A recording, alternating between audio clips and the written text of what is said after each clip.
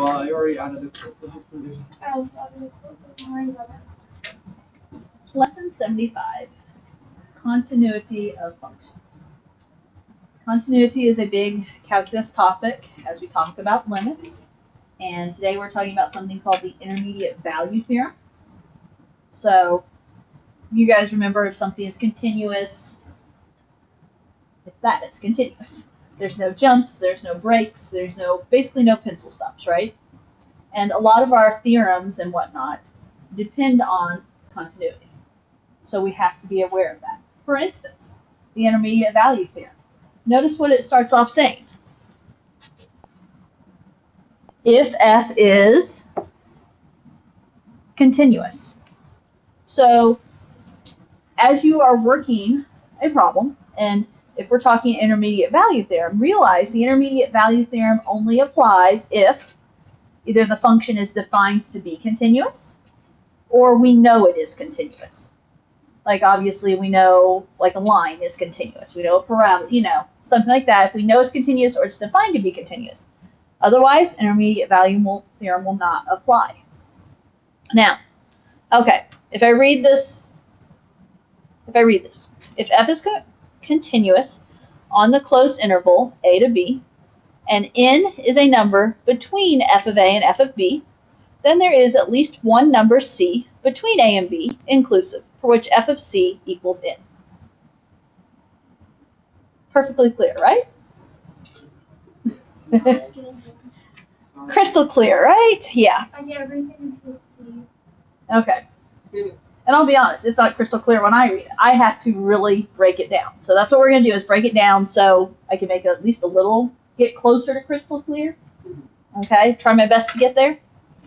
Okay, so if the function is continuous on the closed interval a to b. So that's kind of representative of the 2 and 8 are kind of representative of my interval here in this picture. So I'm going to use this picture kind of as our diagram to explain. So if it's continuous on the closed interval a to b, closed means those endpoints are included, right? So if it is continuous there, and n is a number between f of a and f of b. So realize, if a is 2, where is f of a? F of a is the y value, right? So f of a is the y value when a is 2. And what's f of b?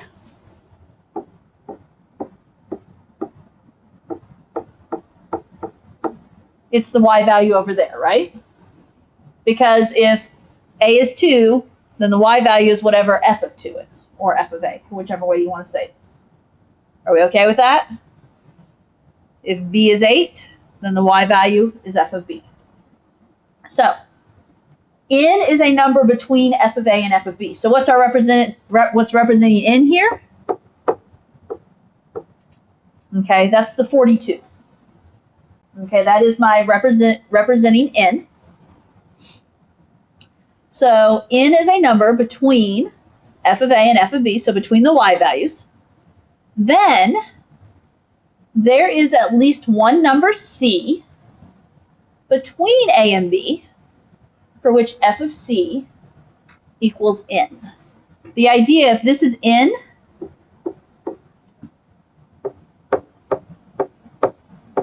this is also f of c, and so that means c is down there.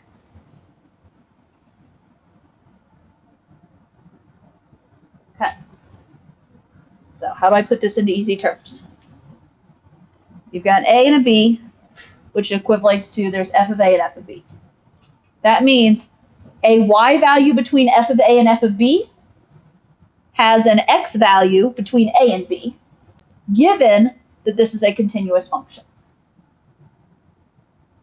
That's what they're basically saying. Okay? So, between f of a and f of b, there is some value that coordinates with an x value over here between a and b. Have I made a little more sense of that? not quite as confusing as the gibberish paragraph here. That's always take a moment to try and break it down before you just like, oh, that's gibberish. I don't know. Okay, try and break it down. So, okay, let's look at example 1 because example 1 kind of goes along here. Prove. So we kind of have to show that f of x, which is x cubed minus 5x plus 2, has a root between x equals 0 and x equals 1.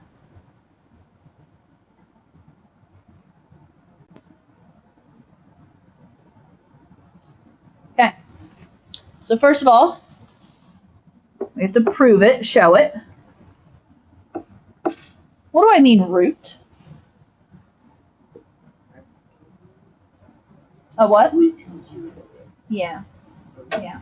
Like your x-intercept, or I am going to use the word 0. So we need to prove that f of x has a 0 between x equals 0 and x equals 1. And I guess if you prefer, I can also use the word x-intercept.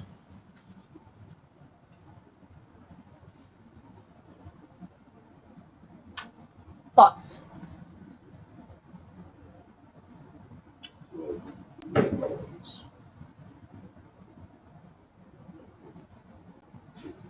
I was going to say back there's the possible rational roots theorem thing, right? Would that work in this case? It's not the direction I'm going to go. Ethan? This is like a non-calculator type problem. Are we going to plug in our x's, or do we not want to plug in our x's? I am going to actually want to plug in my x's Find the y. to find where the y values. So yeah, let's plug in our x's. So I would encourage you, let's find f of 0. So yeah, f of 0 is going to be doing 0 cubed minus 5 times 0 plus 2. So f of 0 is 2. We also should find f of 1. 1 cubed minus 5 times 1 plus 2 is -2.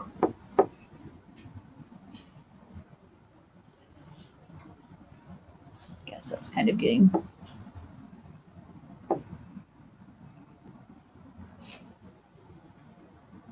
So let's think about the graph. The graph that I'm going to hand draw, that is.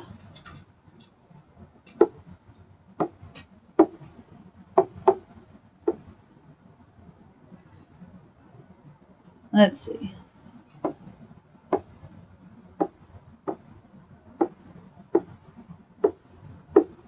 We got, when we plugged in 0, we got 2, so we know there's a point at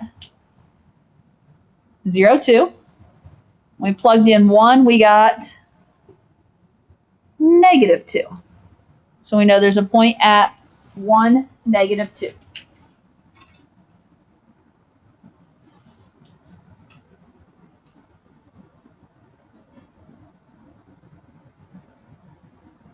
So, how do I prove that there is a root between 0 and 1? Okay. In order to, obviously, we're trying to lead towards intermediate value theorem, yes? Is this graph continuous?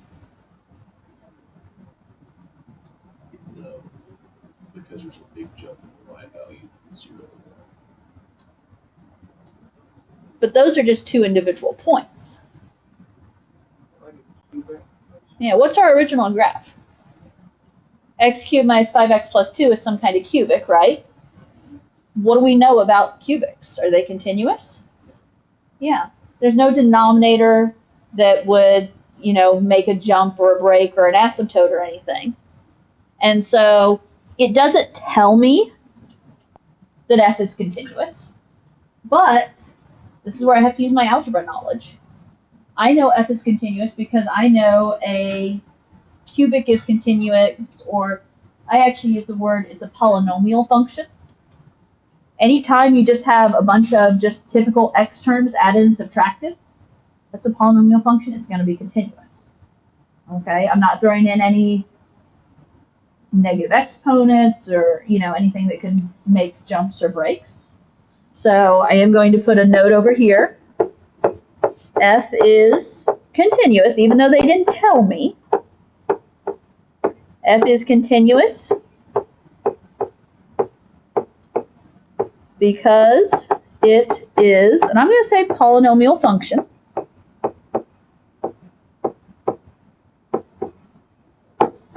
I feel like you could also use the word cubic here.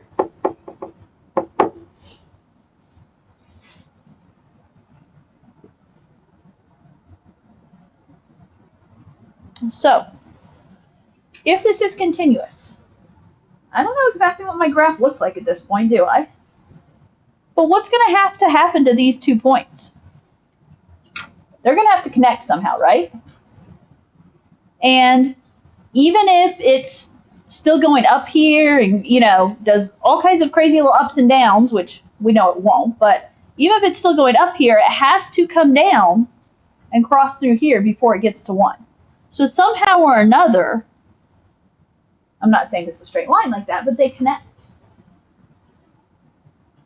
So is there a 0 between 0 and 1? Yeah, and basically it's because this one is above the x-axis, this one is below the x-axis. It's going to have to cross through that point. Okay? So now, this is an example of intermediate value theorem. That is one of our theorems that we use in calculus. When you're doing open-ended type questions, that's something you might have to cite. Now, typical abbreviation, IVT. That is an accepted AP abbreviation. You say IVT on the calc test, they're going to know what you're talking about, okay, or what you're referring to. So, by intermediate value theorem, a value C between x equals 0 and x equals 1 exists such that f of c equals 0. So a value C between x equals 0 and x equals 1 exists such that f of c equals 0.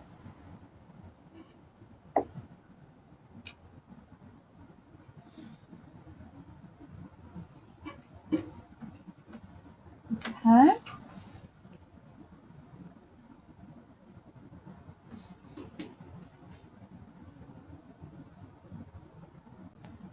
And in this one, we don't need to solve the number, right? Because we just wanted to prove that there was a root. Right. Right. And that's where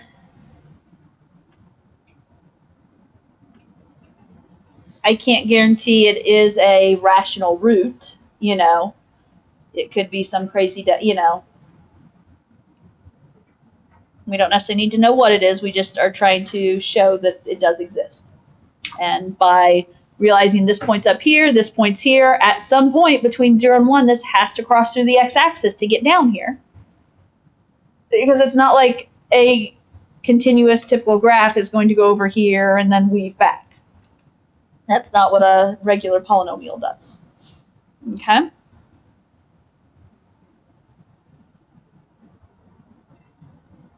Okay, next. Okay, possible discontinuities. So when we talk about discontinuities, again, I kind of define it as if you have to pick up your pencil, it's a it's not continuous, so it's a discontinuity. A jump. So there you're looking at, there's a jump. There's a break in the graph where You stop your graph someplace, you move someplace else to begin the graph. If it's a function, those can't both be filled in dots, okay, because it has to be able to pass the vertical line test. But that first one's a jump. A removed point, so that's where there is a hole on the graph, but that point does exist, it's just somewhere else above or below the rest of the graph. And then the one you're already familiar with, a hole, okay, that's where there is just a hole in the graph and the point is not elsewhere. So those are all types of typical discontinuities. Now, as we look at some of these definitions here, we've talked a little bit, I think in one of our AP practice things, we talked a little bit about continuity. I said there'd be more to come, and here it is. Definition of continuity at a point. A function is continuous at a point C if f exists at C and the limit as x approaches C from the left is equal to the limit as x approaches C from the right, which is equal to f of C. If a function is, so if you're trying to prove continuity at a point, my graph has to come from the left, come from the right, it has to meet at the same point, yes, and my graph has to exist at that point. It has to equal whatever the y value is when you put C into the function. Okay, so basically, comes from the left, comes from the right, they meet, and that point has to exist.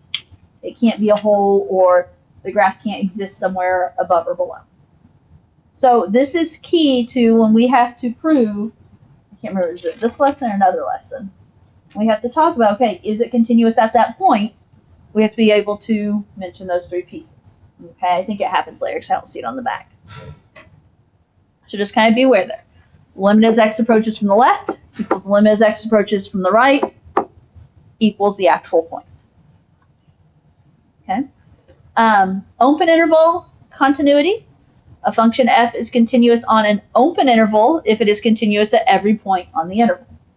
Open interval meaning the endpoints are not included. That's what we talk about, so there are parentheses here as opposed to brackets. Closed interval continuity. A function f is continuous on the closed interval, so endpoints included, if it is continuous at every point between a and b, and if it is defined at both a and b, so it has to exist at a and b, and if the limit as x approaches a from the right is equal to f of a, and the limit as x approaches b from the left is equal to f of b. And so basically that's saying if we have, okay, these endpoints, that the limit as I approach a from the right, it has to equal what a is defined to be here, whatever this point is. If I approach b from the left, it has to equal right here. In other words, there can't be a removed point somewhere else. It has, that limit has to equal those values right there. Okay, and that's to include the endpoints. Okay, so some definitions there to keep in mind.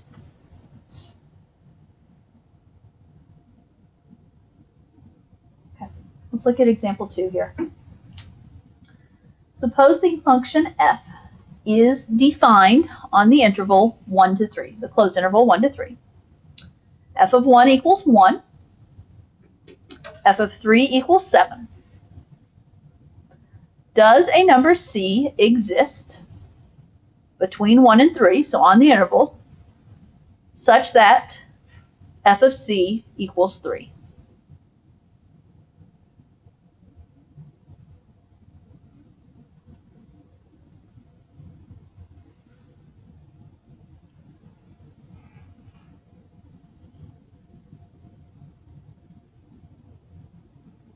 You guys have thoughts on this? So I was trying to give you a moment to absorb a little bit.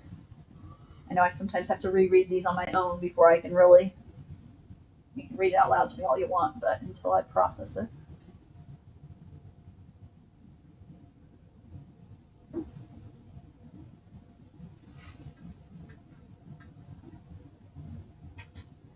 So we're talking the interval 1 to 3. We have some endpoints defined, right? We know f of 1 is 1. We know f of 3 is 7. Is there a point C, where C is between 1 and 3? So is there a point C somewhere in the middle of 1 and 3 such that it's going to equal 3?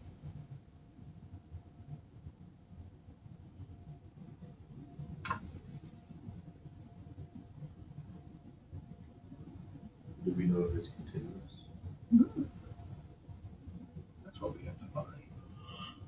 We know it's continuous. What do we know? We know that it's on a closed interval, so we have to look at closed interval continuity. Okay. Do we know anything about what this function looks like? No. We know the endpoints are on this interval, right? We know our 2 points at the end, but we don't know anything about what's going on in the middle. And since it's 1 to 7, I guess no, they could, because it could dip down and come back up. Right. I mean, that's the thing. It's very possible this is a continuous function. But there's also possible that there's a jump, there's a break, there's a hole. There could happen to be a hole right wherever the value would equal 3. So it's not continuous. Because it's not defined to be continuous, we cannot guarantee a number C exists. Okay? Now, this would totally follow intermediate value theorem If it was defined as if it was defined as continuous. Because if it was defined as continuous, I could say, okay, let's see. Here's 1, 1. Here's, 3, 7.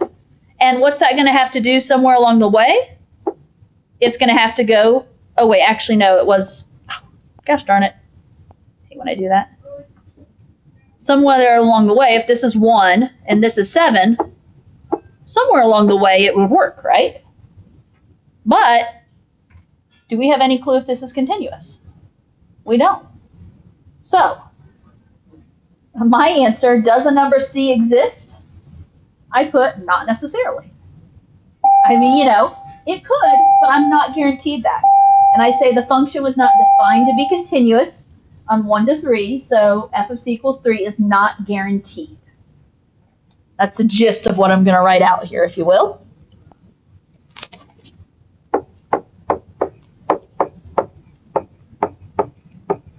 So not necessarily. The function was not defined to be continuous.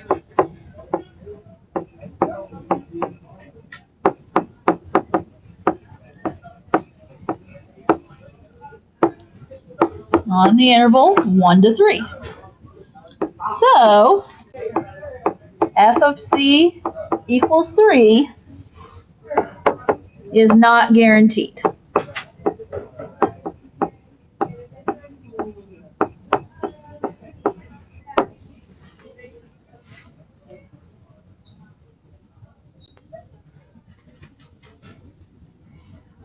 Totally changes with lack of one word. Okay? Thus, it's important to note the word continuous.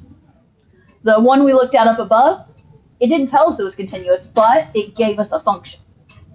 And based on look at the function, I knew it was continuous.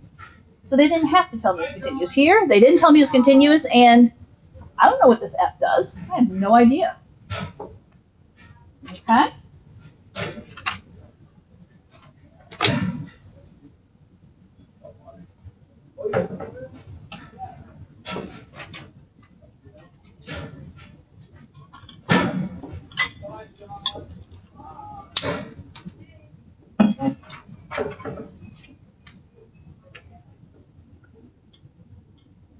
Start looking at example 3 when you're ready.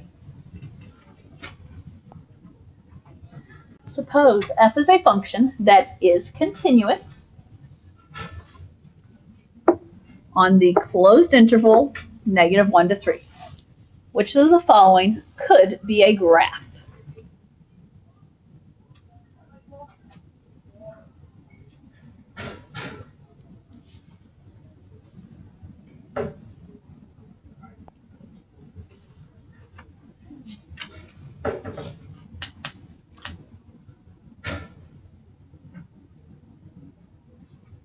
continuous on the closed interval, -1 to 3.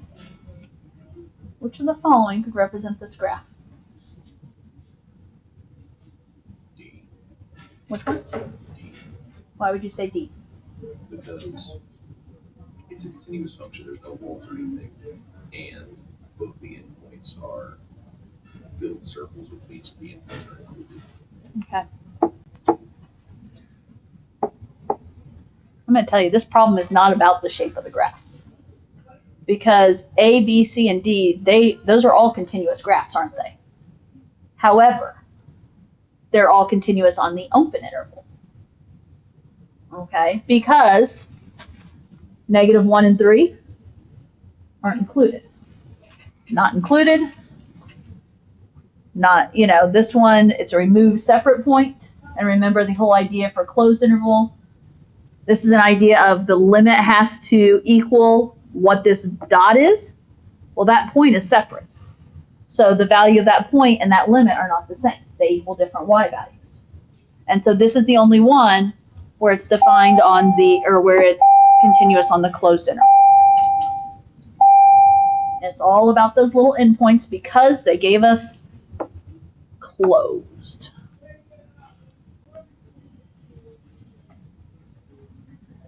Okay. Moving along, if you will. Let f be a piecewise function defined as follows. F of x is the absolute value of x plus 3 when x is less than 1. And then when x is greater than or equal to 1, it's ax squared plus bx.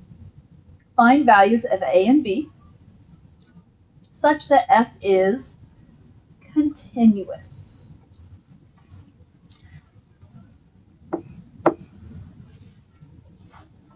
So I've got to make this happen so that my graph flows. Okay.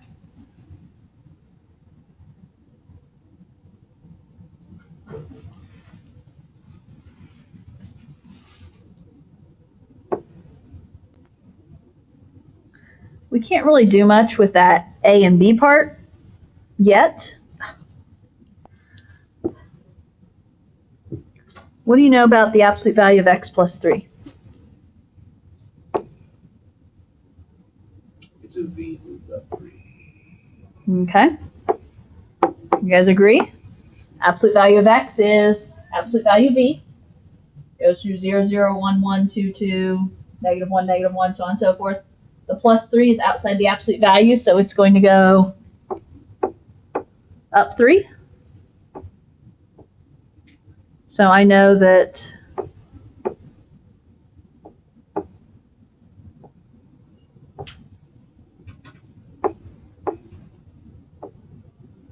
it's going to go off to the left here. And what about to the right? It's going to go up to, where is this defined for? When x is less than 1. So it's when x is less than 1, which it doesn't include 1 right now, does it?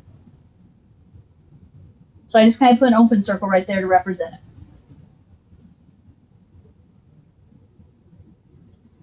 Now, what's the graph do after that? Ax squared plus bx, Okay, it's ax squared plus bx. which is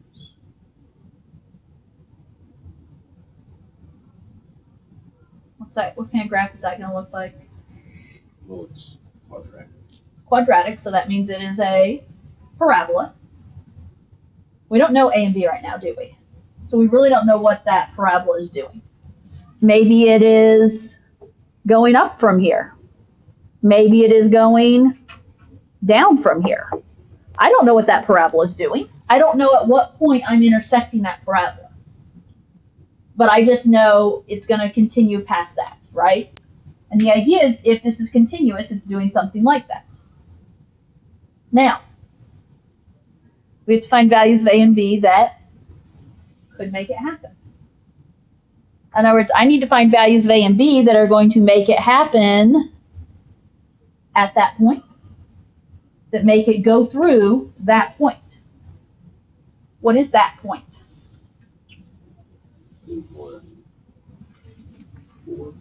It'd be 1, 4, wouldn't it? That's why I was just going to do a random B sketch. I was like, oh wait, I need to make this kind of accurate because we have to be able to figure out what that point is. But that's where we know our absolute value V's go up 1 over 1. So, with that in mind, let me see. Let's talk about the limit. Okay? And so, if it's continuous, right? So I'm going to talk right now the limit. We kind of already mentioned this really, but the limit as x approaches 1 from the left. And I was going to say of f of x, but really it's of absolute value of x plus 3, right? What does that equal right now? We've already talked about. But as this graph approaches 1 from the left, what does that limit equal? The y value is 4. And so, thus, that ordered pair of 1, 4 is important, isn't it? So, what can I do with that 1, 4? Plug it into that handy-dandy little equation. Plug into that handy-dandy little equation.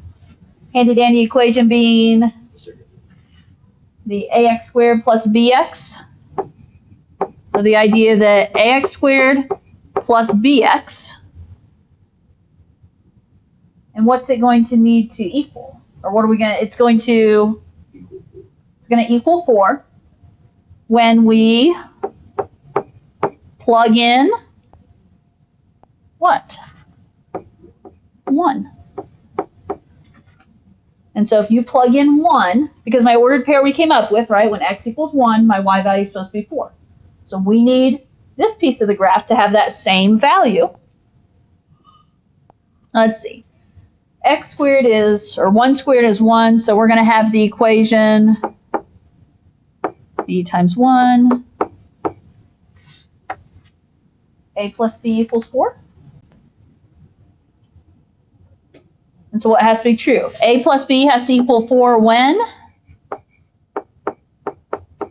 x is 1. Now, do we know specifically what a and b have to be? There's only 2 possibilities, right? Or I guess no, because they're equal numbers. We don't have to use whole numbers. We don't have to just use positives. Okay? We don't know if this parabola is right side up, upside down. So notice it does say values of a and b. So we're finding values of a and b. The idea that a plus b has to equal 4. So, couple of different ways I could write this. My more explaining one, the function will be continuous when a plus b equals 4. Well,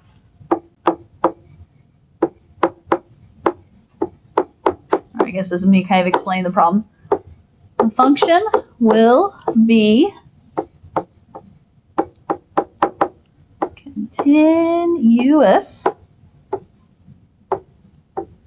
when a plus b equals 4. Am I the only one that struggles to spell continuous? I have to really think about that one. So, possible ways you could give the answer. I have a possibility of any values, a plus b equals 4. That answers the question. Okay. I also have written down that, okay, maybe you're not happy with that. Could you come up with a specific set of values? Sure. What's the set of values that work for a and b?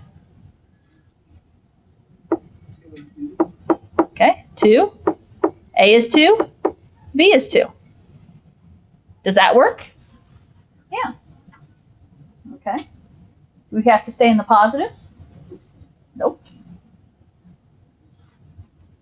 You can do negative 72 and 74, and 76.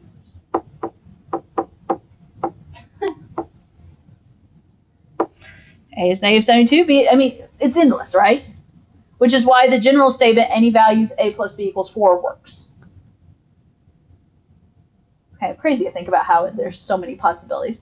But that's just really all the parabolas that could go through that point of that form. Okay? Okay. Last one. Let B be a piecewise function defined as follows.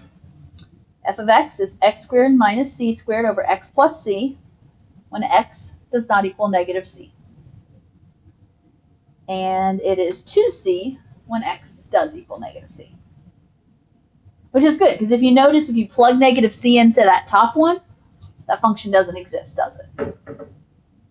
Okay. Is x continuous on the interval negative infinity or positive infinity? Yes. I'm taking a 50-50 shot. We're going to take the other 50. I'm going to say no. It looks like a removed point. I trust either. Yeah, because it looks like whatever C is, there's going to be a thing there. Or no, just because it's x plus c, the bottom could equal 0, because if x was negative c, that'd be an asymptote. And asymptotes wouldn't be continuous, right? I'm So they sticking wouldn't with be. my root part.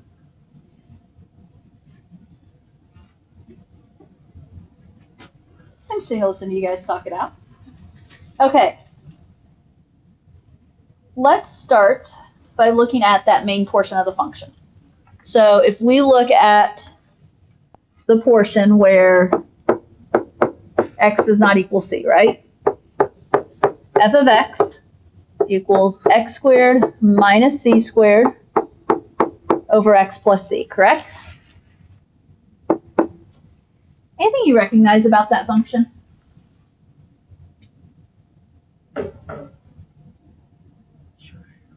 What do you know about x squared minus c squared?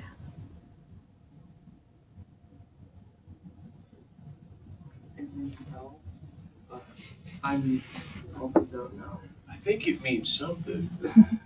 It's math. In relation to that factor of x plus c on the denominator. So that would be x plus c I was times thinking x of minus c. Pythagorean theorem. Okay. I made the right comment to clue you guys in. X squared minus c squared factors into x and x, c and c, I was going to be a whole. plus and minus.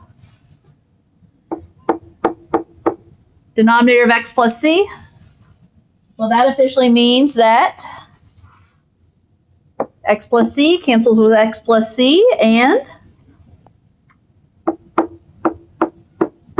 in a simplified version, that is x minus c, correct?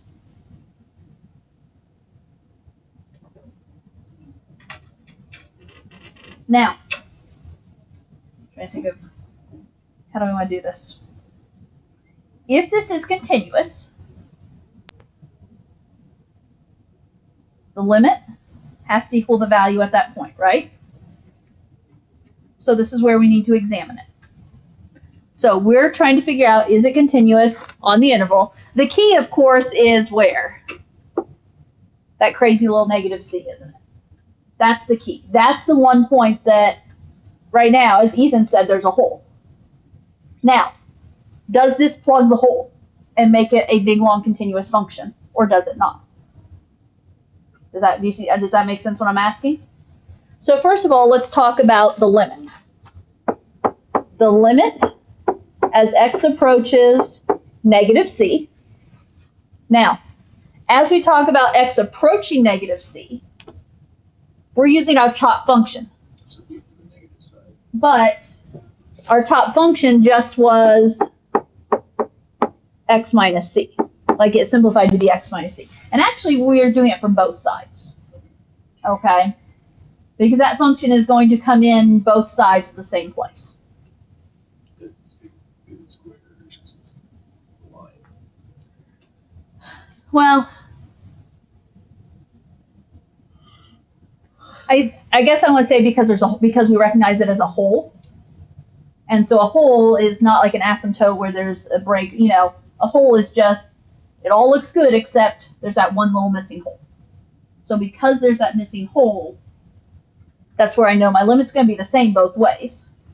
What is that limit? How do I find the limit as x approaches negative c of x minus c? We're going to plug in what? Negative c into x, so negative c minus c. So this right here goes here. What is negative c minus c? Negative 2c. Okay, so that right there, that's my limit. Okay, my limit equals negative 2c.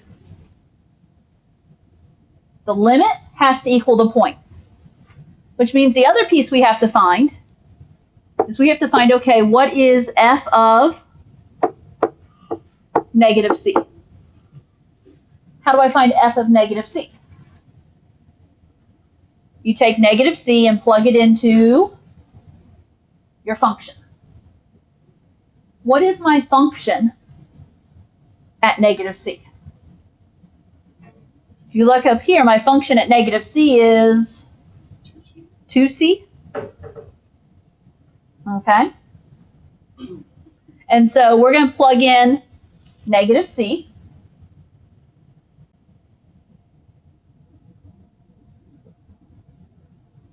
Oh, wait, not plug. I said that wrong because I'm misleading myself. When f equals negative c, what is this defined to be? It is defined to be 2c. Sorry, I started to lead us totally the wrong way. Because it's not that we're putting it in for x, but this is already defined right here, right? When x equals negative c, the function is 2c. What do we find the limit to be? Negative 2c. Negative 2c. Which means The point we found to be 2c. What do you know about these two? They're not the same. So, is this continuous at x equals negative c? No. Or is this continuous? The answer is no. And the key is it is not continuous at x equals negative c. Like that was the point we had to focus on. Because that was the remove separate point. That's what we determined to be a hole. That's what we had to focus on, is the fact that that point right there. So it's not continuous there. Now, technically the rest of the graph is continuous, isn't it? It's just not continuous at that one point. So if you wanted the information, it is technically continuous on the interval from negative infinity to negative c and negative c to positive infinity. Okay, it is continuous on that interval. That's just, you know, it's that one point that caused the problem. So was it a removed hole, or was it just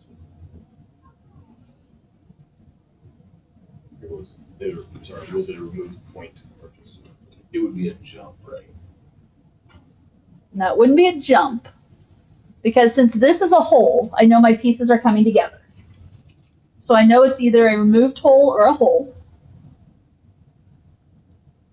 Okay, if we just have this piece up here, the top part of our defined function, it's a hole. When we make it a piecewise and put this all together, because this is defined separately, it would be a removed hole, because that hole does exist somewhere else. Right at the beginning. Okay? This is when you guys were all guessing on at the beginning, wasn't it? Someone said yes, someone said no, and And I said no because everybody asked me to. okay. I just wanted Now. to continue this. Okay. Ethan didn't ask. It's right here, guys.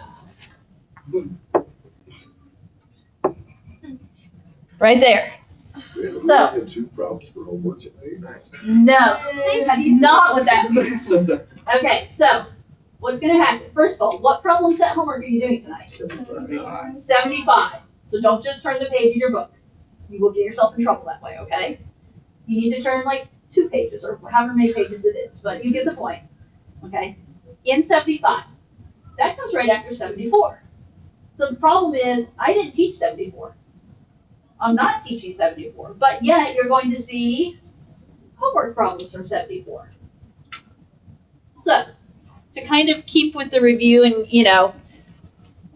we didn't do homework 74. So what I'm saying is when you get to 7 and 8 in homework tonight, they're going to say that they come from 74.